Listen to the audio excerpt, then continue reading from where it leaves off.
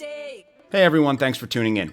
I'm a huge fan of Google Meet. We use it regularly to teach at the Digital Arts Experience, and I like it because of its simplicity. You just click the link, Google Meet opens up, and you're in the meeting. And obviously it has screen sharing features and chat features, but it does lack some of the more robust features that you see in Zoom, things like breakout rooms and silent reactions.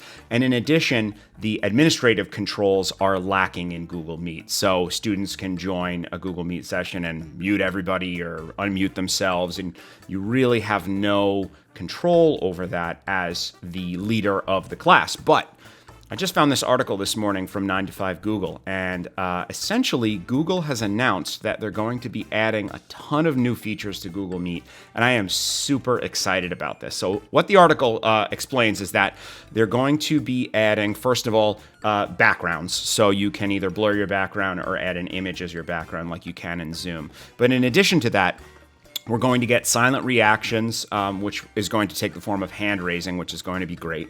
There will be meeting attendance, which is awesome. And I did a tech tip about a Chrome add-on where you can take attendance in Google Meet, and it's really buggy, and I don't like it. It's a bit confusing to use. So I'm really excited to see that this is going to be added natively to Google Meet. We're going to get breakout rooms, which is amazing. I teach a college class at Iona College, and I use Zoom through Iona. And the breakout rooms were absolutely essential to my class, so I'm really excited to see this coming to Google Meet. It looks like we're going to be getting a specific Q&A channel, which is awesome. We've been just using the chat to moderate questions when doing larger sessions in Google Meet, so I'm excited to see how this works. Polling is going to be included, which I think the polling feature of Zoom is amazing, so I'm really excited to see this coming to Google Meet. And then moderator controls. So as we go through this article, some of those moderator controls are going to be someone needs to be let into a meeting, similarly to the waiting room in Zoom. It looks like someone will knock, and you can let them in, and they will not be able to knock again after being ejected from the meeting, and a knock will no longer show up after a moderator rejects it twice. That also indicates to me that you'll be able to set up co-hosts or co-moderators like you can in Zoom, which I'm really excited about, because that's really helpful when dealing with larger sessions with 15, 20, 25, 30 people. The other thing as well is there's going to be integration with Google Jamboard. Now, Google Jamboard is kind of like an online collaborative whiteboard that you can use to sketch things out. And as you can see from this image, you can put Post-its and all kinds of things. It's a great collaborative tool. So this is going to be totally integrated into Google Meet.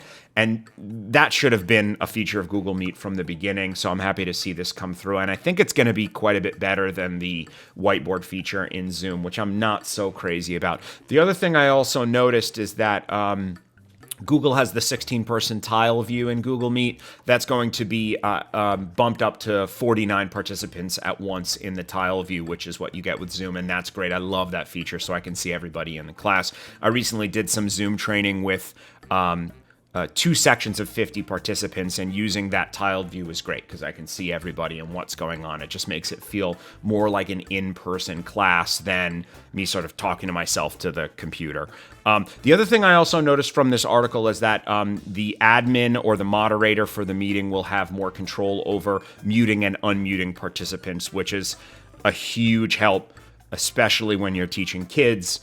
The ability to mute and unmute everybody, or mute and unmute individual people, is going to be great. So I don't know when this is going to be rolled out. In fact, this article specifically says that Google hasn't specified when these features are going to launch, but I am very much anticipating these features to Google Meet.